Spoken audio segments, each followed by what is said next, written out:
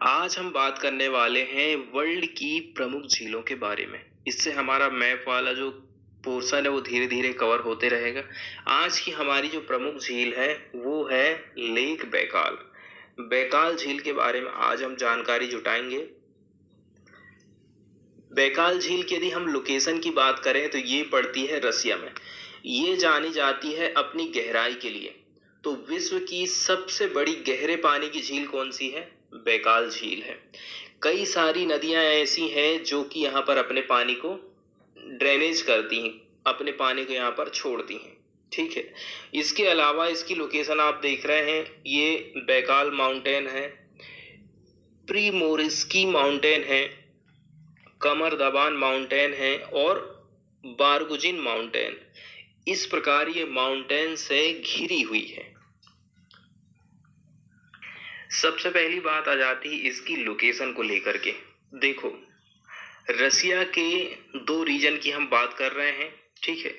पहला जो रीजन है बुरियात रिपब्लिक और दूसरा जो रीजन है वो है इरकुत्स्क ओब्लास्ट रीजन। ये दोनों रीजन पड़ते हैं साउदर्न साइबेरिया रीजन में। यहीं पर इसकी लोकेशन है। दूसरी बात ये है, ये जो लेक है ये विश्व की लार्जेस्ट फ्रेश वाटर लेक है। किस आधार पर? यदि आप वॉल्यूम के आधार पर देखोगे। ठीक है। हमारी अर्थ पर वाटर का जितना भी एरिया है, टोटल वाटर सरफेस, उसका 22% हिस्सा अकेला पानी ये अपने आप में रखती है। All the waters of the North American Great Lakes are not enough to fill Lake Baikal। North America की जो ग्रेट लेक्स के बारे में हम पढ़े हैं ना, वो झीलें भी इसके पानी को भर नहीं सकती यदि इसको खाली कर दे तो। Baikal is also one of the world's deepest and clearest lake. तो अभी तक हम इसको गहराई के नाम से जानते थे। विश्व की सबसे गहरी झील कौन सी है? बैकाल झील है। और सबसे ज्यादा क्लियरेस्ट लेक्स कौन सी है? तो वो भी बैकाल झील ही है। इसको हमने ये देख लिया है कि ये साउदर्न साइबेरिया में स्थित है। ठीक है। रसिया की यदि आप बात करोगे तो साउथ सेंट्रल एशिया में ये पड़ती है। मतलब ये हमारा रसिया है तो इसका जो साउथ वाला हिस्सा है, ठीक है, और जो सेंट्रल वाला हिस्सा है यहीं पर इसकी लोकेशन स्थित है।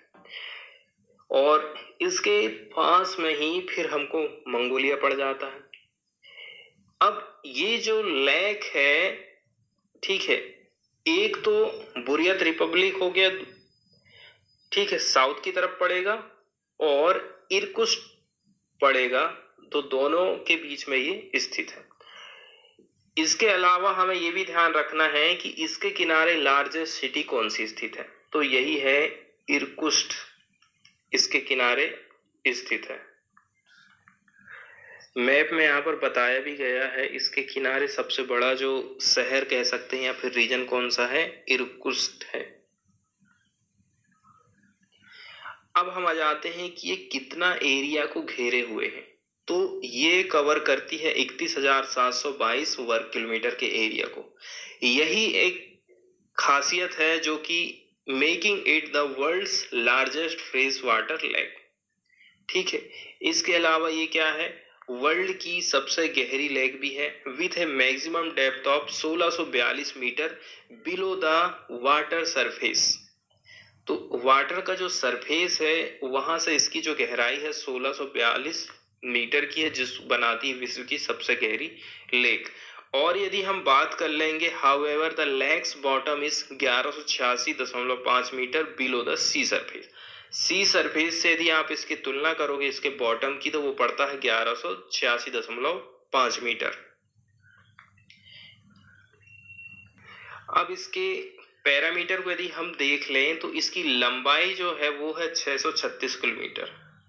इसकी लंबाई है 636 किलोमीटर और इसकी जो चौड़ाई है वो है 79 किलोमीटर और with A catchment area of 5,60,000 वर्ग किलोमीटर। कैचमेंट का मतलब होता है जल ग्रहण का जो एरिया है, जल ग्रहण का एरिया, उसके बारे में बात बताई गई है। ठीक है। अब इसको अलग अलग बेसिनों में डिवाइड कर दिया गया है। नॉर्थ वाला बेसिन ठीक है। इसके बाद साउथ वाला बेसिन और सेंट्रल बेसिन। तो अलग अलग हिस्से में इसकी अलग अलग गहराई, जैसे कि नॉर्थ में आप जाओगे तो 900 मीटर गहरी है, और साउथ में जाओगे तो 1400 मीटर गहराई है, और बीच में जाओगे सेंट्रल में तो वो है 1600 मीटर की गहराई। मतलब जो सेंट्रल बेसिन है वहां पर इसकी सबसे ज्यादा गहराई है। इसके अलावा कई सारे जो है बे का भी निर्माण करती है, ठीक है, खाड़ी का भी निर्माण करती है, जैसे कि प्रिवेल बे एक ये हो गया। इसके अलावा चिविरकी क्यूस्की बे, दो बे हमको यहाँ पर क्लियर दिखाई दे रही। तो इस प्रकार ये खाड़ी का भी निर्माण करती है। इसके अलावा यहाँ पर ये बहुत सारे आइसलैंड का भी घर है, जिनमें से यहाँ का जो सबसे बड़ा आइसलैंड है ना, उसको बारे में हम देख लेते हैं। ये मैप में यहाँ पर दिखाया गया उस आइसलैंड के पिक्चर को, ओलखोन आइसलैंड। यहाँ पर सिटी यदि हम देखें तो वो है खुजीर सिटी है, और ओलखोर आइसलैंड यहाँ का सबसे बड़ा आइसलैंड है। वही हम बात कर रहे हैं आइसलैंड की। तो देखो यहाँ पर हमको 45 आइलैंड देखने को मिलते हैं, और आइसलेट्स हैं इसके साथ साथ में इन लेक बेकाल। जो ओलखोन आइलैंड है ना, आइसलैंड है, ये कवर करता है 700 वर्ग किलोमीटर के एरिया को, और ये जो है वर्ल्ड का 3rd नंबर का लार्जेस्ट लेक आइसलैंड है। Other island include Ushkany and बोल्से। The lake is surrounded by mountain, जिनमें क्या क्या है, बुर्गुजिनी range, Baikal mountain on the north eastern and north source. ये हम पहले ही देख चुके हैं कि। इसके बाद हम चलते हैं न्यूज़ की तरफ और देख लेते हैं कौन कौन सी खबरें हैं। तो फ्रंट पेज पर ही आप देखोगे तो विक्रांत के बारे में दिया गया है कि विक्रांत का जो पहला चरण है वो कंप्लीट हो गया है, और जो सेकंड फेज है उसका भी जो ट्रायल था वो भी लगभग हो चुका। Vikrant to sail out for phase 2 trials. और ध्यान ये रखना, यदि हमसे पूछा जाता है ये इंडिजीनियस है कि नहीं, भारत ने इसको बनाया है कि नहीं बनाया है, तो ये इंडिजीनियस एयरक्राफ्ट कैरियर है, लाइकली टू बी कमीशन्ड इन अगस्त 2022। और इसको कब से हमारी सेना में शामिल कर लिया जाएगा, तो अगस्त 2022 में इसकी डेट बताई गई है। Vikrant was designed by the directorate of Naval design, ठीक है, डिज़ाइन किसने दिया, डायरेक्टरेट ऑफ नवल डिज़ाइन ने, और निर्माण किसने किया था, कोचीन शिपयार्ड लिमिटेड, इसके द्वारा इसको निर्माण किया गया था।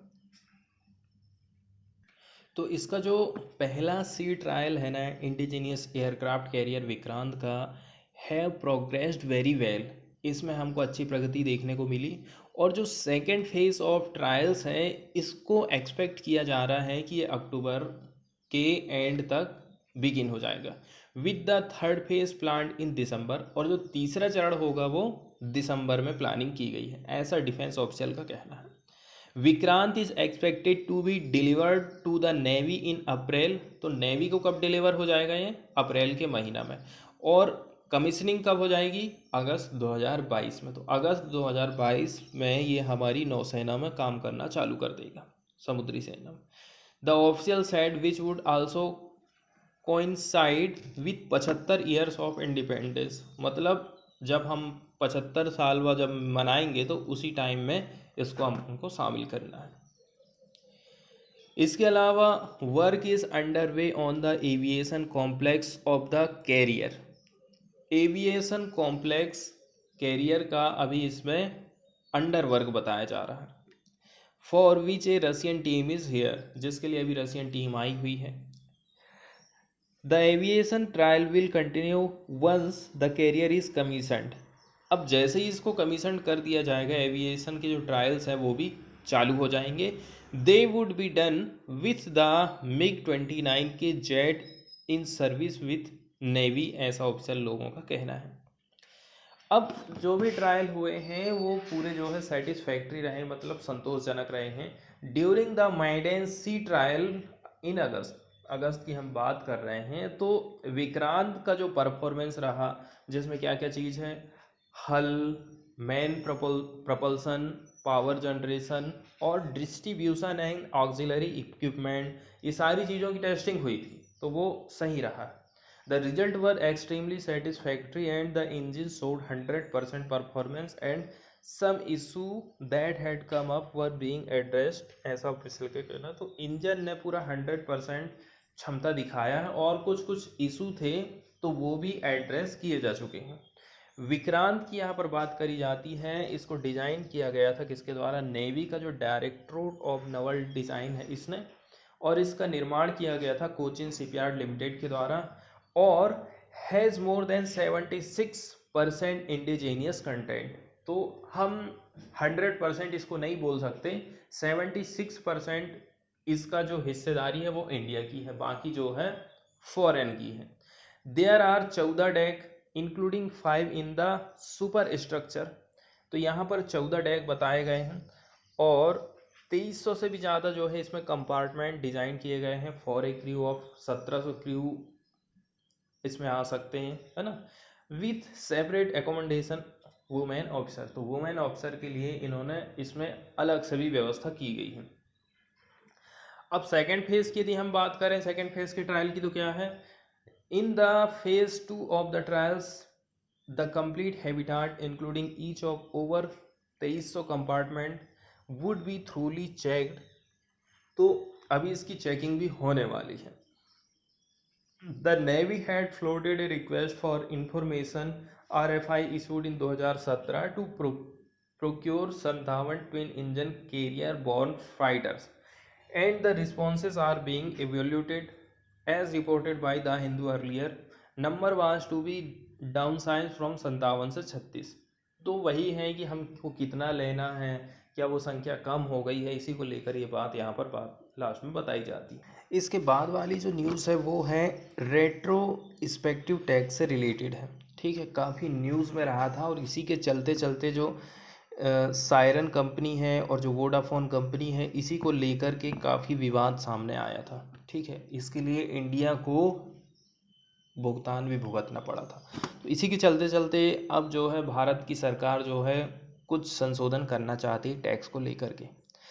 तो इसमें क्या किस प्रकार का चेंजेस? सबसे पहले तो हमें ये समझना है कि रेट्रोस्पेक्टिव टैक्स आखिर होता क्या है। तो देखो, मान के चलो वोडाफोन ने आज से काम चालू करना स्टार्ट की है 2021 से। यदि इसने कोई पुरानी डील करी थी 2010 में, तो ऐसा ये टैक्स था जो कंपनियों से उनकी पुरानी डील पर भी वसूला जाता था। मतलब ये 2010 की डील पर भी वोडाफोन को कहेंगे कि आप टैक्स दो, उस टाइम में आपने बिजनेस करे थे, ठीक है।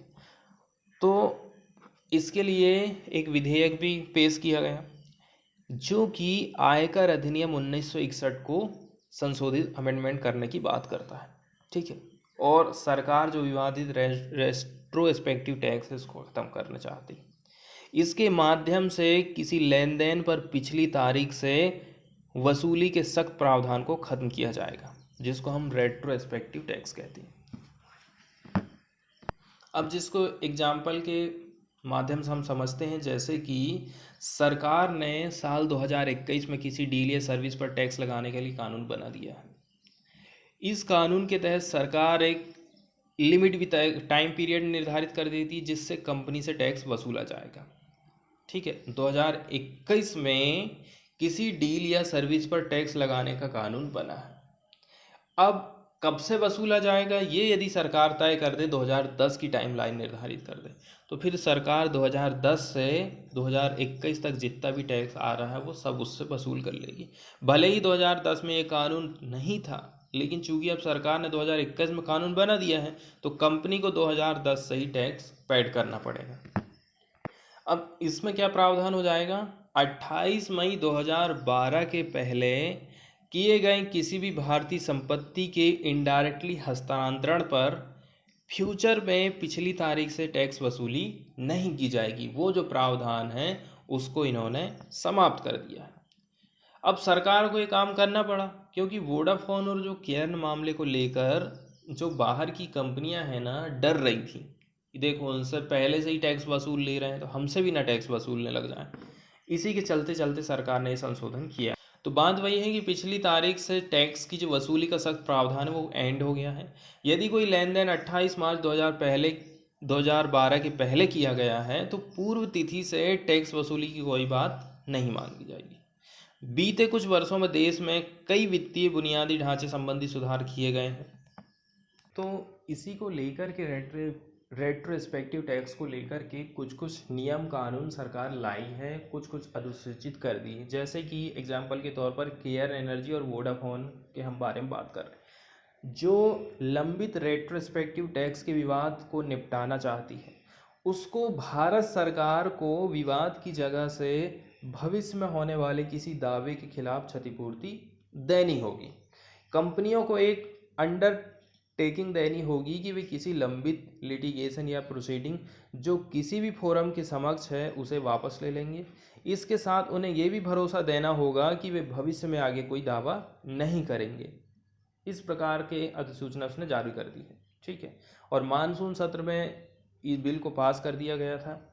गजट नोटिफिकेशन के मुताबिक कंपनी और किसी दूसरी पार्टी को क्षतिपूर्ति का बॉन्ड इनकम टैक्स अथॉरिटी और उसके रिजोल्यूशन पैनल के सामने पेश करना पड़ेगा, और कंपनी के दावा है उसको 30 से 60 दिन में निपटारा कर दिया जाएगा।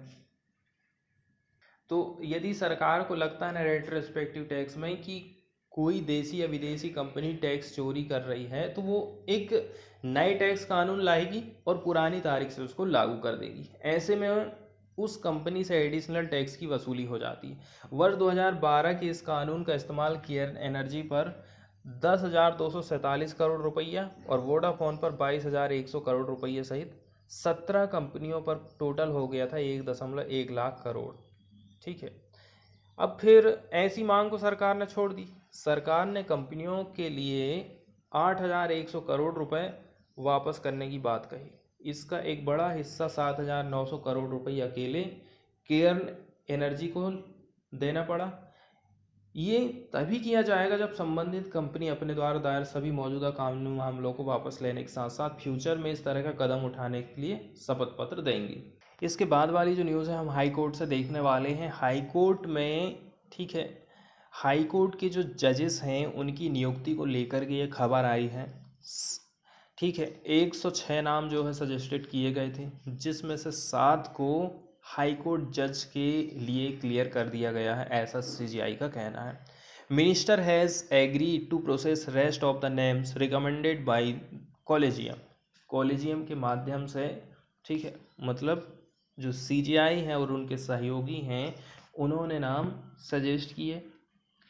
अब देखो, हम यदि हाई कोर्ट की बात करें ना, तो भारत में हाई कोर्ट का सर्वप्रथम गठन 1862 में तब हुआ जब कलकत्ता, बम्बई और मद्रास उच्च न्यायालयों की स्थापना हुई थी।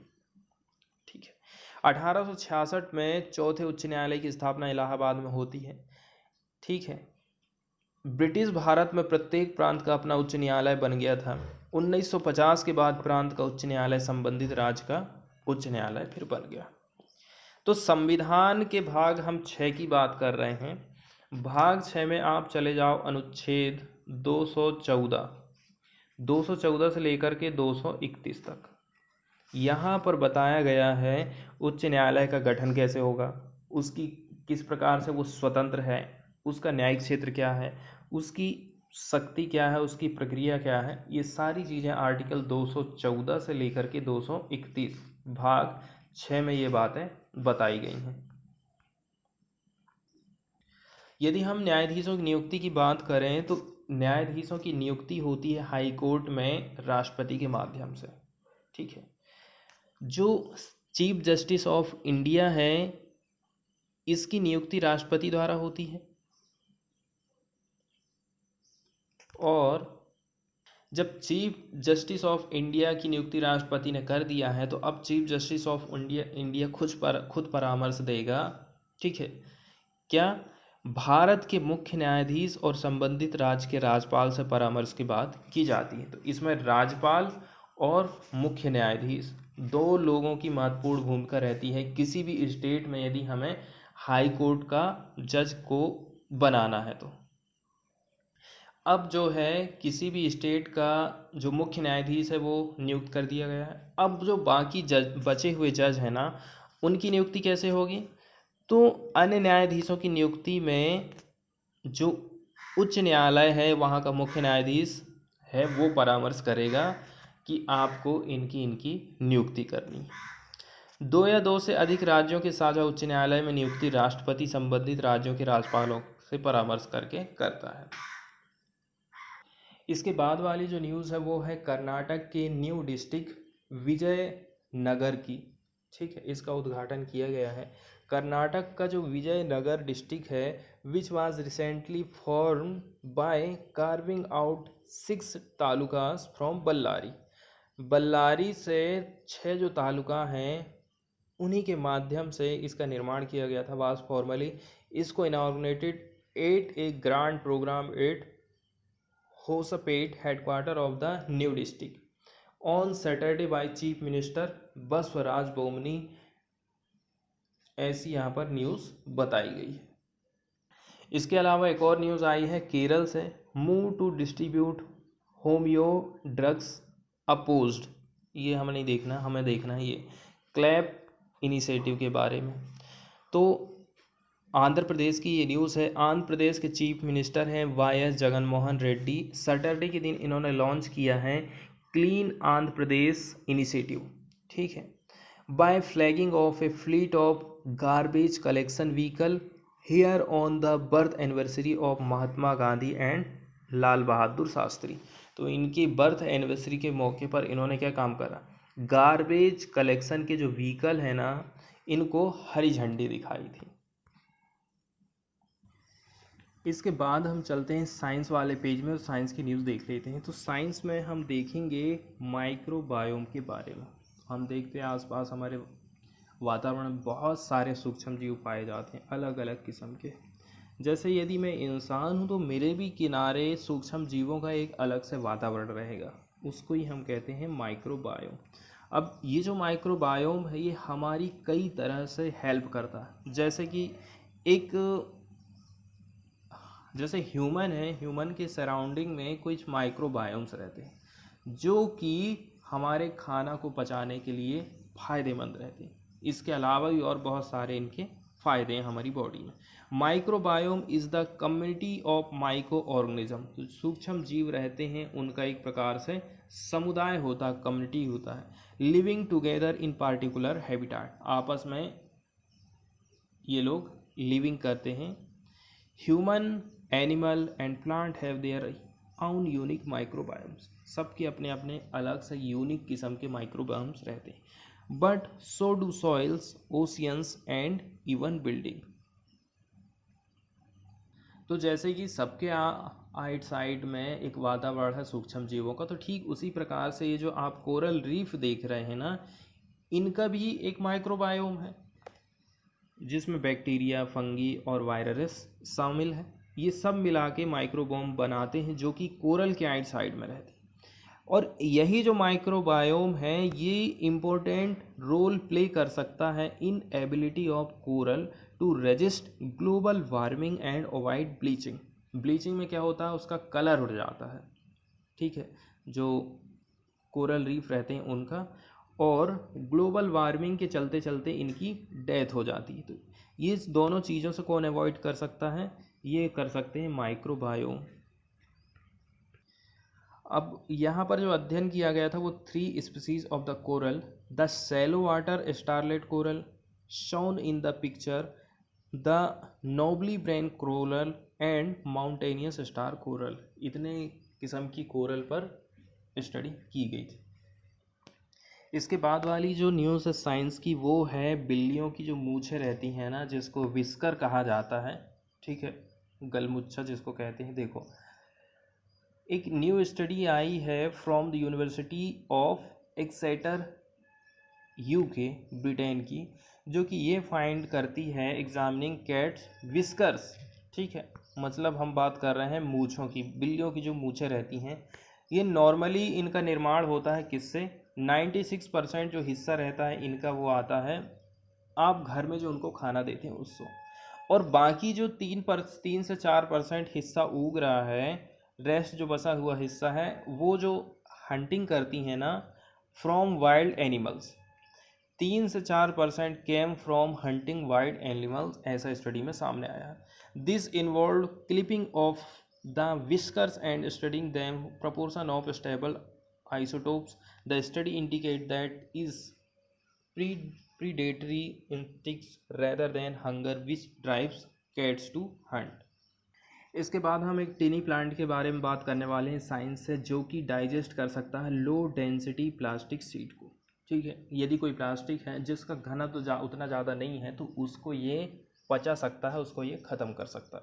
From the murky waters of a lake in Chennai, researcher isolated an alga that break down low density polyethylene। तो polyethylene को ये क्या कर सकता है, ब्रेक डाउन कर सकता है। तो इन्होंने शैवाल की एक प्रजाति को ढूंढ कर निकाला है, कहाँ पर, चेन्नई की एक लेक है। ठीक है, murky water, from the murky water of A lake in Chennai. यदि हम सेंट्रल पॉल्यूशन कंट्रोल बोर्ड की एनुअल रिपोर्ट 2012 का अध्ययन करेंगे तो कंडीशन बताती है कि प्लास्टिक उत्पादन कितना हो रहा है, कितना प्रोड्यूस होता है, कितना कचरा भारत पैदा करता है, कितना उसका निस्तारण कर पाता है। 2012 की रिपोर्ट कहती है the plastic waste generated in year amounted 5.6 million metric ton. 5.5 million metric ton generate होता है प्लास्टिक का कचरा। केवल 60% हिस्सा ही यूज किया जाता है in India was collected and recycled.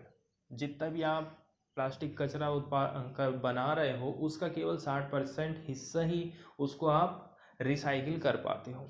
Only 60% of the plastic use in India was collected and recycle.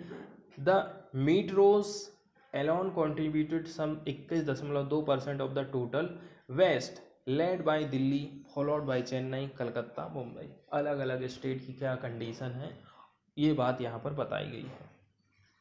तो जो मेट्रोज रहती हैं सबसे ज़्यादा योगदान तो यही दे रही हैं। ठीक है, 21.2% हिस्सा। दिल्ली नंबर 1 पर है, फिर चेन्नई है, और फिर कलकत्ता है, और फिर मुंबई है। देखो, नॉर्मली प्लास्टिक वेस्ट को डिस्पोजल करना है तो इसमें क्या शामिल है, ठीक है, इंसरनेशन, जिसका मतलब होता है जला देते हैं, लैंड में डाल दिया जाएगा या फिर रिसाइकलिंग किया जाएगा। और ये जो मेथड है ना, have limitation and also sometime produce side effect that hazardous to the environment. Environment के लिए खतरा है, आप जला रहे हो, ज़मीन में ऐसे ही छोड़ दे रहे हो, या फिर रिसाइकिल कर ले रहे हो, ये तो ठीक है। Hence, researchers are on lookout for biodegradation methods that are safe and environmental friendly. It is in this context that the present study gain importance. तो पर्यावरण के हिसाब से भी देखें तो ये बायोडिग्रेडेशन वाली जो मेथड है ये बहुत बढ़िया है। ठीक है, तो common alga epiphyte in earlier studies species of bacteria that degrade plastic have been studies. तो बैक्टीरिया जो कि इसको डिग्रेड कर सकता है उसका अध्ययन किया गया। अब ये जो प्रेजेंट की स्टडी है, this role is played by the micro alga Uronema africum Borge. ये जो स्पीसीज है माइक्रो एल्गे का, that is commonly found in Africa, Asia और यूरोप में। In Rangoon, Burma, it was noted that to be an epiphyte attaching itself to the other algae and plants.